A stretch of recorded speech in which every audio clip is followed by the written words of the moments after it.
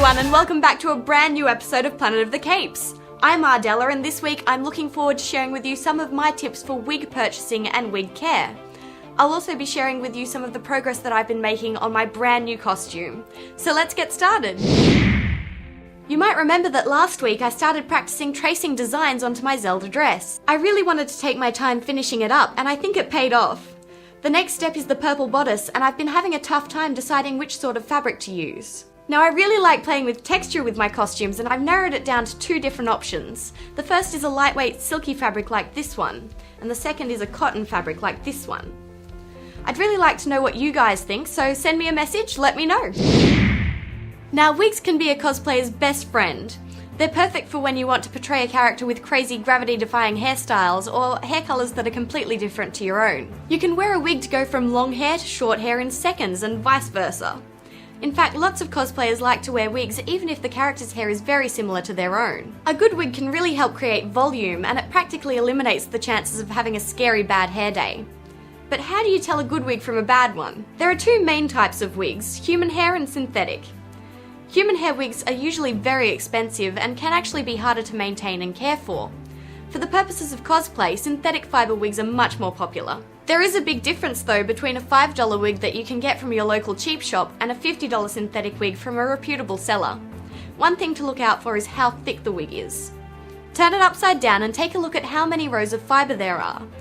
A wig with lots of wefts will not only have more volume, but also make it easier to hide your real hair underneath. Good quality wigs also tend to be less shiny. Real hair doesn't really reflect light like a disco ball.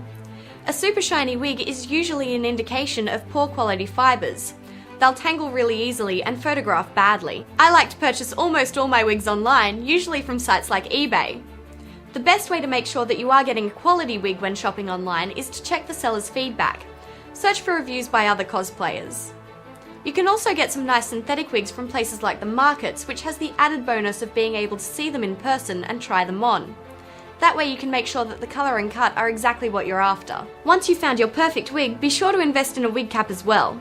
Wig caps are really helpful for keeping your real hair tucked away and also help to keep your wig clean. When you're not wearing your wigs, you'll need a way to store them. Wigs with elaborate styles really benefit from being kept on styrofoam wig heads like this one. You can find these at most craft stores, but they do tend to take up a fair bit of space.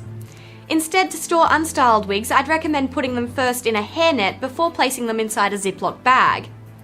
To keep really long wigs from getting tangled in storage, it's a good idea to put them in a plait first. Just like with real hair, longer wigs tend to tangle much more easily than shorter ones.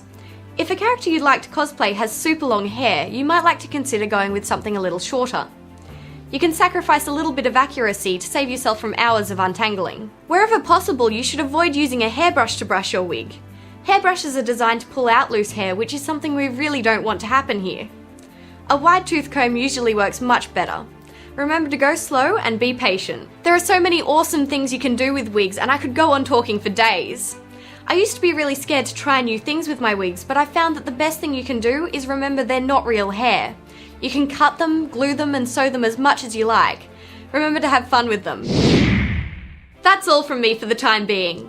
Next week I'm going to be tackling the next part of my new Zelda costume. It's going to be a bit of an adventure for me, so I'm looking forward to sharing it with all of you.